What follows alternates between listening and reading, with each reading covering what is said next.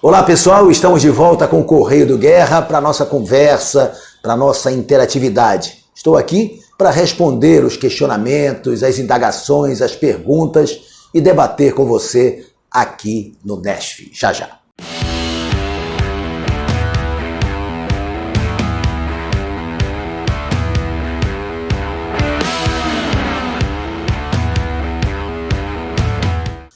Começando pelo Fran Souza, ele diz o seguinte: não tem nada tranquila. Ele se refere à vida do Paysandu. O Papão deu uma levantadinha e começou a dar moleza como no ano passado. Classificou em primeiro e não fez nada no quadrangular.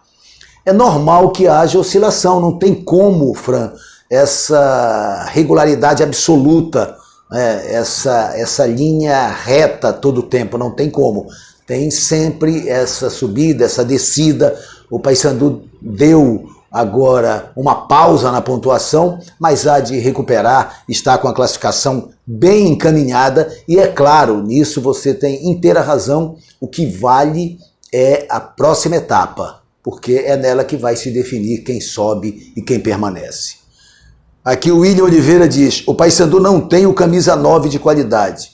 Pois é, essa é uma discussão, não é? O camisa 9, aquele camisa 9 efetivo, aquele jogador centralizado, o centroavante nato, ele hoje acaba não se encaixando mais no modelo de jogo, mas é preciso ter alguém que seja definidor, isso sim, e o Paysandu tem sentido falta desse jogador. Dalberto não tem essa característica. O Paysandu ainda sonha com o Lucão do break e outras alternativas, mas até agora segue com o que tem.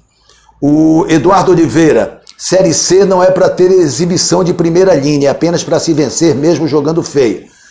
É verdade, o que vale é a pontuação. Agora, quando você tem um futebol mais consistente, um jogo melhor jogado, isso cria uma expectativa melhor, cria a sensação de que é possível o acesso, por exemplo, né, Eduardo? Quando você consegue juntar as duas coisas, muito melhor, sem dúvida alguma. O Roberto Couto Monteiro diz: o Paysandu está no caminho certo. A campanha é uma campanha de regular para boa e isso passa ao torcedor uma certa confiança. Essa expectativa de conquistar a vaga para a Série B do ano que vem é sem dúvida o principal objetivo do Paysandu e do seu torcedor, é claro. O Guilherme Silva: Guerreiro, você acha que o Remo fez certo em contratar o Leandro Carvalho? Parece ser outro jogador problemático. O Leandro Carvalho começa a entregar ao Remo aquilo que o Remo buscou nele. É um jogador que quebra linhas, ele tem essa característica. No jogo contra a equipe do ABC, ele foi muito bem, fazendo boas jogadas pelo lado do campo.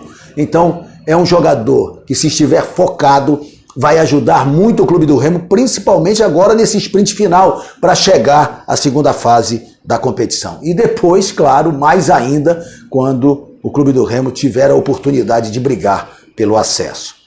O Deoclésio Júnior: Bruno Alves é um jogador a menos no Remo. Olha, Deoclésio, não é bem assim. O Bruno Alves teve um momento de baixa, mas voltou a ser importante nesta recuperação do clube do Remo e essa é a esperança de todos. O Flávio Macedo diz: Guerreiro, Vanilson está pedindo passagem como titular na onzena do Remo. Ele pediu passagem, mas não abriu alas, né? Essa que é a realidade. E o Brenner voltou e é, sem dúvida, o titular. Vanilson é uma opção que o clube do Remo tem. Wagner Rômulo: Guerra, quais jogadores do Remo estão pendurados?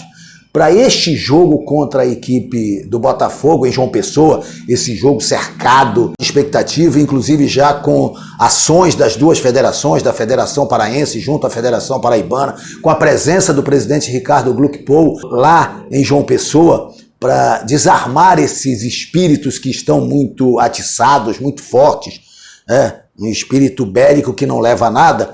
A gente sabe que a partida tem essa conotação de dificuldade, mas o Remo tem uma dificuldade maior, que é arrumar um substituto para o Shoa.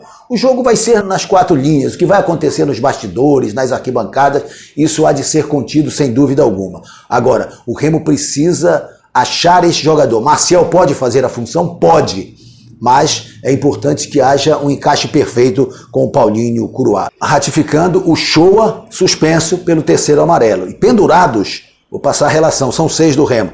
Ricardo Luz, Daniel Felipe, Marlon, Marciel, Eric Flores e Brenner. Esses 6 estão com 2 cartões amarelos e podem sofrer uma punição aí, não jogar a partida subsequente do Leão Azul. Jogo complicado, mas o Remo pode sim, por que não, conquistar um bom resultado dentro do Almeidão. Do lado do Paysandu Esporte Clube, a relação é maior. Paysandu que tem um jogo complicado contra a equipe do Figueirense. Os pendurados do Paysandu Esporte Clube. Olha só a relação do Papão.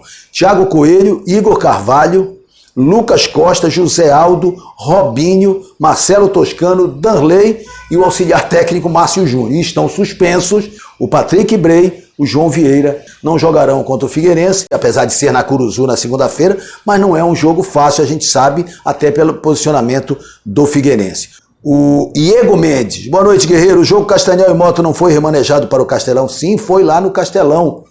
O jogo foi realmente, seria no Leozinho Santos e praticamente em cima da hora o Moto solicitou a mudança para o Castelão. O jogo foi lá e foi lá que o Moto meteu 2-0 no Castanhal, eliminou o Japim, que parecia com uma classificação encaminhada. Interessante, o Japim, que brigou o tempo todo para se classificar, saiu da competição de forma melancólica, o Robson Melo até já se despediu. E a Tuna, que vinha numa campanha horrorosa, deu um sprint no final e alegrou o seu torcedor, inclusive com a vitória, eu diria épica, talvez seja um pouco forte, mas uma vitória importante contra o Tocantinópolis, 5-3, um jogo movimentado e uma vitória que deu à Tuna uma saída honrosa, um encerramento de temporada digno, vencendo o Tocantinópolis por 5-3. E a Tuna, vale lembrar, tem todo um calendário para a temporada 2023. Aliás, um calendário espelhado como o de 2022. Obrigado a você que sempre está conosco, com perguntas, com indagações, com críticas, sim, com críticas, e a gente está aqui para conversar, para interagir, para debater com você. Até a próxima!